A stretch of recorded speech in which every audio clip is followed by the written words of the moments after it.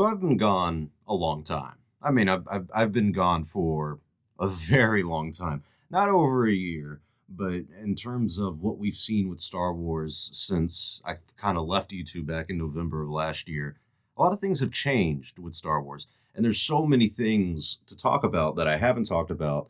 That's going to take a little bit of time for me to catch up in terms of making videos about each specific subject and what's been going on in the fandom. But Star Wars is just in such a weird state right now. I mean, don't you think it does seem like the casual audience interest has completely plummeted in Star Wars? And we're in this weird stage now.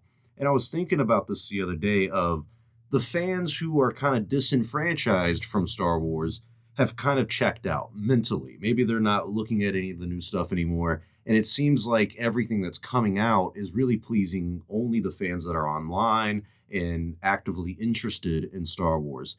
And Lucasfilm has kind of had this pattern for a long time of, okay, maybe these people didn't like these projects that we've worked on, but we do have this subsection of fans who do like these projects. So let's keep creating content that's a little more geared towards them. And then as time goes on, the people who don't like the new content, the people who come disenfranchised, they simply leave the fandom. And then you have like what we have today, where it's so weird because I see so many people talking about like Star Wars Rebels as if it was like this masterpiece and oh, Rebels was like underrated and it's one of the best shows. It's better than The Mandalorian. It's better than Clone Wars. And I'm like, where the hell were you guys 10 years ago? Because 10 years ago when Rebels was coming out, no one talked about Rebels except for the diehard Star Wars fans online. Most people disliked Rebels. And I think it's kind of a similar situation of what I was just saying of the people who didn't like Rebels checked out of Star Wars. They stopped watching modern Star Wars content. And the people who do like Rebels stayed around. They're getting content that's a little bit more geared towards them.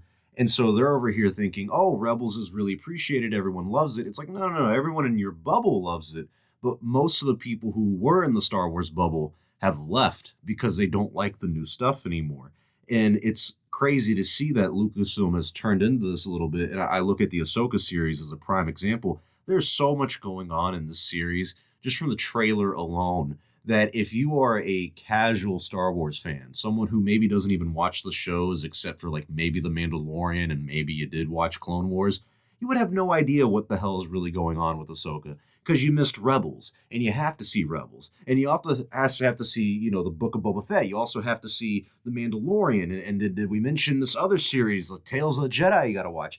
And Star Wars has become weird like that, in my opinion, where it's not something that's so easily consumed by the general audience. It's one of the reasons I think Mandalorian season 1 was so well received is because it wasn't the marketing campaign of The Mandalorian. It wasn't the story. I mean, the story actually was great, and I do think brought a lot of people in, but it was the word of mouth that came after The Mandalorian season 1 that really blew it up in popularity. People were interested in the story, and it felt grounded, and it had an appeal to the mass casual audience that we see in the world that other shows like Book of Boba Fett, Ahsoka, maybe Andor, these other Star Wars shows that don't have that same appeal to the casual audiences. And Star Wars is in a very weird state right now. It's a very fragile state, too.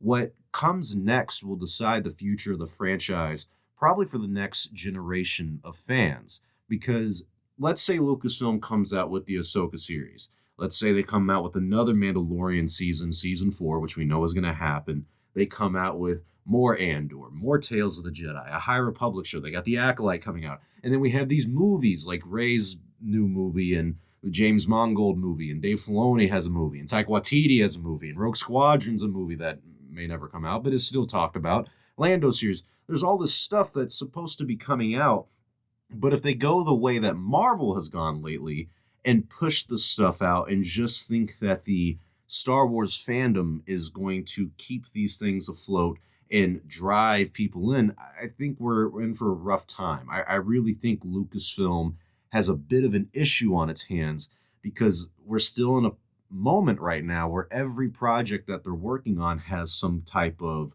production issues. We haven't had anything with The Acolyte, which is very blessed. Same with Andor, that had a great production. And even Mando Season 3, I don't think had any production issues that we know about, truth be told. But I do feel like a lot of people weren't a fan of that season. And it's funny because Mando season 3 to me is like a prime example of what modern day Lucasfilm has an issue with, where, the first two seasons of The Mandalorian were very clear in the narrative of what we expect from the season, what you're going to get. The characters were interesting. And then season 3 came out and everyone was excited for it to come out. But then with Grogu returning, it just seemed like everyone kind of checked out. And the episodes and the story really wasn't as impactful as the two seasons prior to it. And it's funny to me because normally around this time, post Mando season, there's still a lot of conversations about Mando. After season 2, we were all so keen and interested to see what comes with season 3. And now, truth be told, you could not release a season 4, and I probably wouldn't really care because it seemed like Din Djarin and Grogu are just going to be vibing and living happily ever after. And that's kind of the problem with Lucasfilm at this moment is they have this expectation that they're going to release something and the diehard fans are going to like it.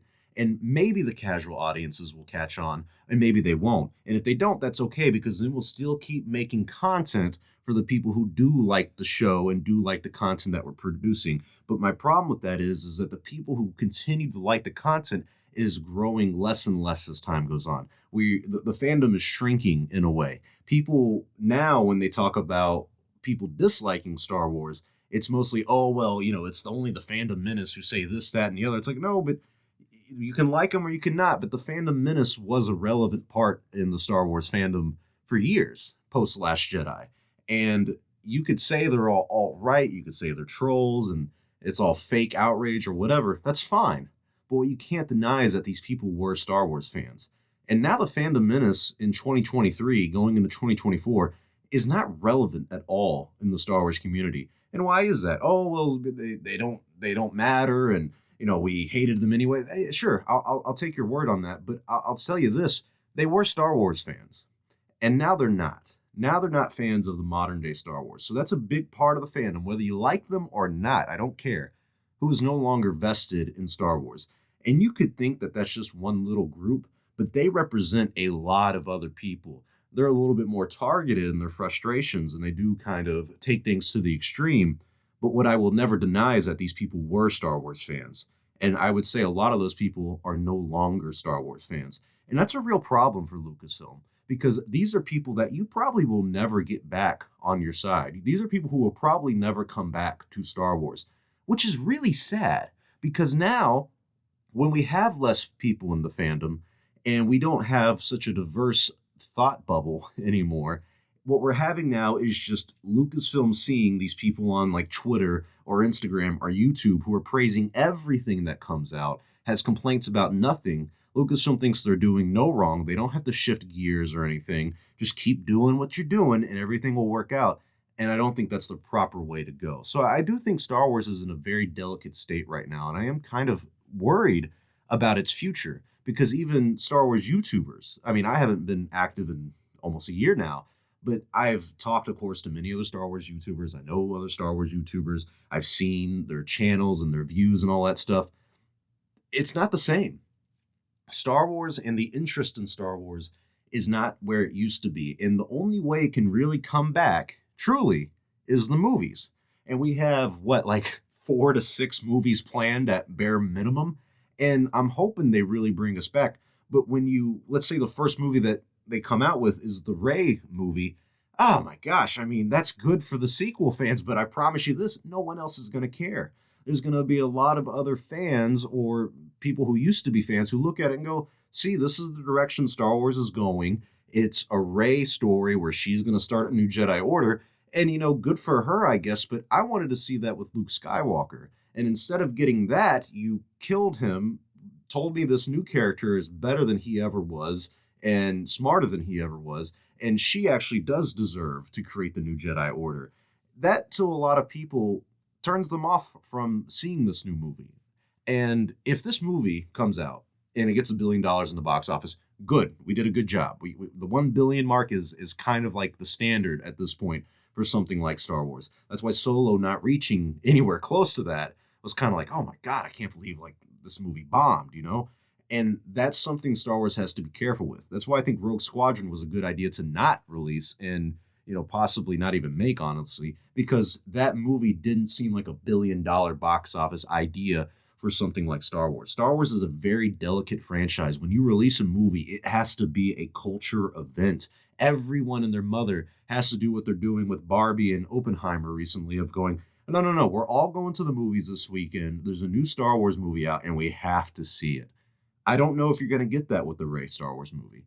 You might get it with the Dave Filoni Star Wars movie, but even that goes back to my previous point of that's going to be for the extreme diehard fans that we've been making content for. The Dave Filoni Star Wars movie is probably going to be the Marvel Infinity War Endgame of things, where it's Mando and it's Ahsoka and it's Boba Fett and maybe even a de-aged Luke Skywalker and Bronze in this one, and all these characters that you could only really know if you were a diehard Star Wars fan actively watching everything that's coming out, which sounds great for us diehards, but it's not that great for the casual audience. So Star Wars needs to look at its approach right now. Lucasfilm needs to look at its approach at Star Wars and really delicately plan things out where, I mean, you just get everybody back, honestly. And I don't know if you can get everybody back. Maybe I'm talking out of my ass. I mean, most of us YouTubers do that. But I truly feel in my heart of hearts, as someone who has not truly been in the Star Wars bubble in the past 8 months and has just been kind of an outside viewer,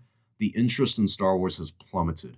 And I'm not sure, even with new movies, we can get that back. Now, we can. I do think it's possible to come back. I do think Star Wars could be bigger than Marvel in this next decade with the trend of Marvel right now. But Star Wars and Lucasfilm, they have to change things. Disney can't do this rumor of, oh, we're going to cut the budget on some stuff. Look, I mean, looking at some of the Star Wars shows, specifically something like Kenobi, that budget was not great. I mean, that did not look like a great show. That show was big for the diehard fans. And look what happened. It's been over a year and the show's not even talked about or revered in the way that it was. We have a thing called recency bias in the Star Wars fandom. A show comes out, oh, we love it. A couple years later, we go, it wasn't so great. And then when the kids who were kids when that show came out, 10 years later, they become grown-ups and they're like, actually, the show was a lot better than you ever thought it was. And Lucasfilm goes, oh, really? Okay, well, if you want more of that shit, we'll give you even shittier shit. And so on and so forth. That's been kind of the trend of Star Wars lately. And I'm a little nervous. So tell me if I'm wrong. Comment below. Do you think I'm wrong about this? Do you think I'm just been out of the game for too long and, Star Wars is better than it's ever been? Or do you agree with me that Star Wars is in a very unique situation where it almost is do or die for them? It isn't do or die. It's not there yet. But as we get closer to a possible Star Wars movie, because God knows in the past 5 years, they've announced movie after movie, release date after release date, and now we're in 2023, and it's been, years since we've had a movie? I mean, 2019 was the last one, so 4 years, maybe a little bit less, a little bit more. It's going to be a minute before we get a movie. And when we do get that movie, it needs to be an event, and it needs to be the rebirth of the franchise post-Disney buyout, because The Force Awakens and the sequels and all that was a given that those were going to be huge and that Star Wars was back. But that was kind of a given in the sense of we know what to expect with 7, 8, and 9. Now you really got to show us what you have to offer, because this whole using old characters like Luke, Han, and Leia, it's not really relevant anymore. You got to create your own characters, your own stories, your own timelines now without the help of someone like George Lucas who, created everything and kind of gave you a blueprint of to follow, even if you only used episodes 1 through 6 as that blueprint. The blueprint's gone. 1 through 6 is done. 7 through 9 is done. Now you really have to be creative and find a way to captivate the audience like we did back in 1977. Can Lucasfilm do it? I think so, but I think it depends on the director, the writer, and the leadership of the company. So tell me your thoughts in the comment section below. What do you think the future of the franchise is like within the next couple years and also within the next 10 years that we're going to go through? The 2020s are really going to test Lucasfilm and Star Wars and see if we can make it or break it. I want to hear your thoughts in the comment section below. Thank you guys for watching. I'm coming back to YouTube. Very sorry about my delay. Been through a lot lately, and I'm just happy to be back talking to you guys. So comment below, like, share, subscribe if you're new to the channel. Thank you all for watching. I'm Star Wars Only. I will see you all next time, and may the Force be with you always.